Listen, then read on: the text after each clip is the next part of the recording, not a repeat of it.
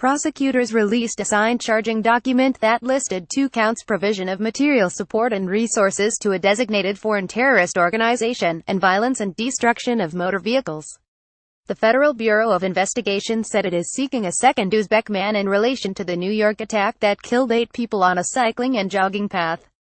The FBI identified the man as Muhammad Zorkadirov, 32, saying it was seeking information in relation to the deadly attack in the Tribeca neighborhood of New York City on Tuesday. This image released by the FBI shows the seeking information poster for Muhammad Zorkadirov. AAP Saipov acted in the name of his, police confirmed, as the U.S. president vowed to scrap the visa program that allowed him to enter the country. Tuesday's attack, which mowed down pedestrians and cyclists at high speed on Lower Manhattan's West Side, was the deadliest attack blamed on terrorism in America's financial capital since the September 11, 2001 hijackings.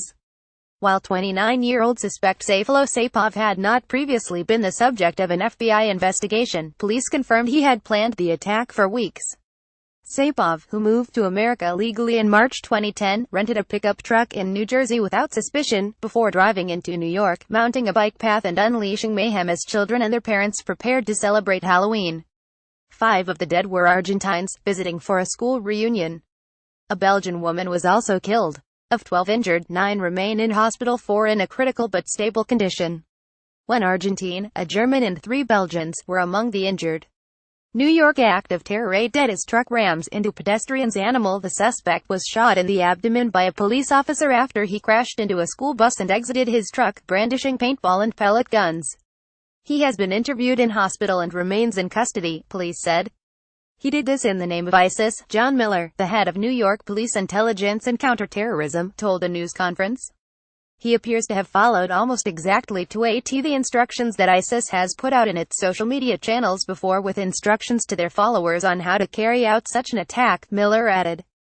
Vehicle rammings have been a frequent tactic deployed by his sympathizers in the West, including in Barcelona, London, Stockholm and in Nice, where a Tunisian suicide truck bomber killed 86 people on Bastille Day last year. Police said it was too early to determine when Saipov may have become radicalized, but New York Governor Andrew Cuomo said it happened after he moved to the United States. He is not a U.S. citizen, but a legal permanent resident. Trump, confronting the worst jihadist-inspired attack of his 10 months in office, denounced Saipov as an animal and charged that he had been a point of contact for up to 23 immigrants or would-be immigrants, quipping that he would certainly consider sending him to Guantanamo Bay. End of green card lottery. The Republican president said that he was starting the process of terminating the popular green card lottery, which he said had enabled Saipov to enter the country. "We have to do what's right to protect our citizens," the Republican president told reporters. "We will get rid of this lottery program as soon as possible." The 1990 program awards U.S. permanent resident visas to around 50,000 applicants around the world each year, opening the door as well for members of their wider families to follow them, so-called chain migration. Trump has already slashed the country's annual refugee intake by more than 50%, tightened visa issuance around the world and attempted to ban travelers from 11 countries, most of them with Muslim-majority populations, but not Uzbekistan. "We also have to come up with punishment that's far quicker and far greater than the punishment these animals are getting right now," the president said. Saipov lived in Florida and Ohio, before moving to Paterson, a former industrial hub in New Jersey about 20 miles 30 kilometers northeast of New York, where he lived with his wife and 3 children.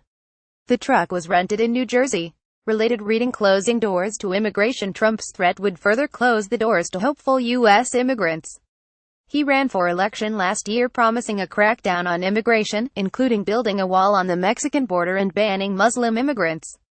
This year he has already slashed the country's annual refugee intake by more than 50% to 45,000, tightened visa issuance around the world and ordered a ban on travelers from 11 unnamed high-risk countries. Refugee experts say all but one have Muslim-majority populations. They do not include Uzbekistan. The officially titled Diversity Lottery program aims to diversify the origins of people granted permanent residence, so-called green cards, in the United States. In 2015, lottery applications were received for more than 14 million people, and 49,377 won green cards, including 2,524 Uzbeks. Trump said he wants to move U.S. immigration to a merit-based system and not allow immigrants to bring their extended families. "We want to get rid of chain migration," he said. Republicans in Congress have tried for several years to eliminate the visa lottery program, but were stifled by Democratic resistance. Trump blamed the program on Chuck Schumer, the senior Democratic senator from New York, even though it was resoundingly supported by both parties and signed into law in 1990 by a Republican president, George H.W. Bush. The terrorist came into our country through what is called the diversity visa lottery program, a Chuck Schumer beauty. "I want merit-based immigration," Trump tweeted.